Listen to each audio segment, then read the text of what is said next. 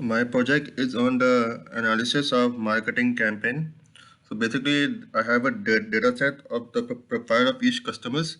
So some of the basic column which I have is like the education level, the income, how many children they have, what amount spent on different kind of products such as wines, fruits, fish, and the channel through which they access to buy the products. For example, we have through deals or through web or through catalog or through store.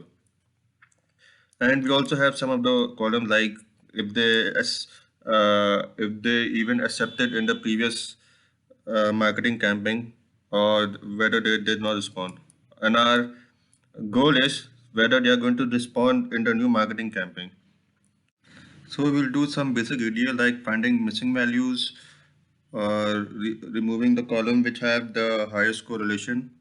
So one of those columns which we found that if I add all of these amounts spent on wines, food, fish, speed into one column, let's call it all min wine, and we'll see the relationship with the income. We find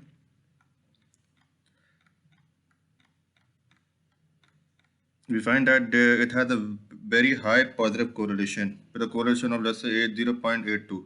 So obviously this is a column which can which is better if we do not take. Okay. We'll also check the distribution of other columns. So down here we see the relationship of income with response. We see there is a considerable difference between the two groups. So definitely income is something which is explaining the response. Now we see the age for age. We don't see any difference between any two groups. So definitely we are going to drop age. Next, we see the distribution of each of the products which the consumer purchased, and we see here the most of the amount was spent on wines, which means that this is the shop which definitely had the best selling wines.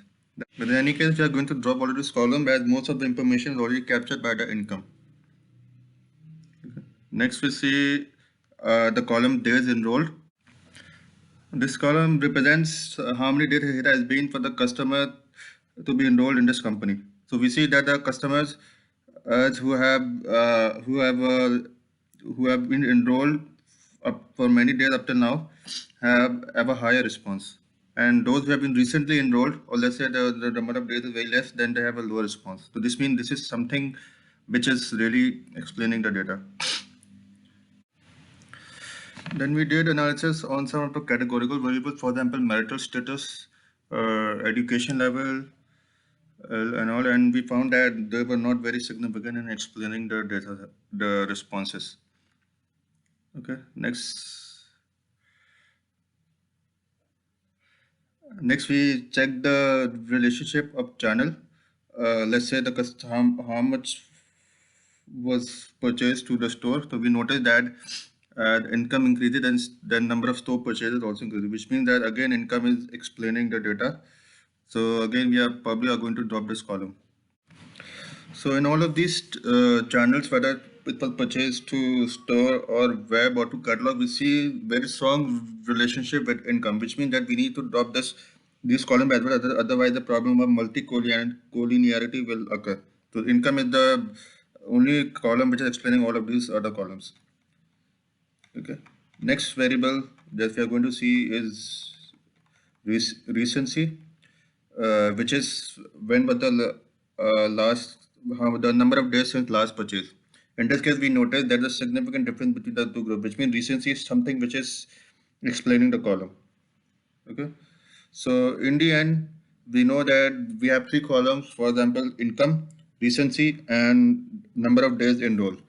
So if we try to run our feature importance algorithm on all of these columns, which you see above, we notice that the recency in days enrolled and income are the only column which are very important. So we are going to drop all other columns and just take the top three.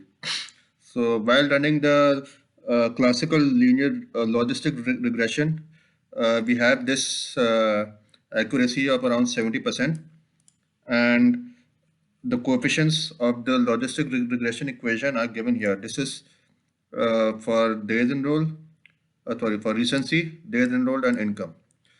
Now, when we go to MCMC method, in order to define the prior distributions, we are going to first check the distribution of each of the column. Let's plot the histogram of recency, and we notice that it almost follows a uniform distribution. So we are going to assume this as uniform. For income, we notice it's more or less follows like a normal distribution, so this will be normal. And even for days enrolled, we again see the shape almost looks like uniform. Okay. So once we have uh, defined all the distributions, then we are going to run a logistic model, uh, which is basically a Bernoulli distribution in this case. Okay, and once the MC method has run, uh, then we take out the coefficient. We all see that it almost matching the coefficients of the classical logistic regression, which you see below here, which means that MCMC method was also able to approximate the distribution. Okay, and if we see some of the trace that the trace we see here that it almost converges, which means that this MCMC method has found the right distribution for each of these, right distribution for posterior.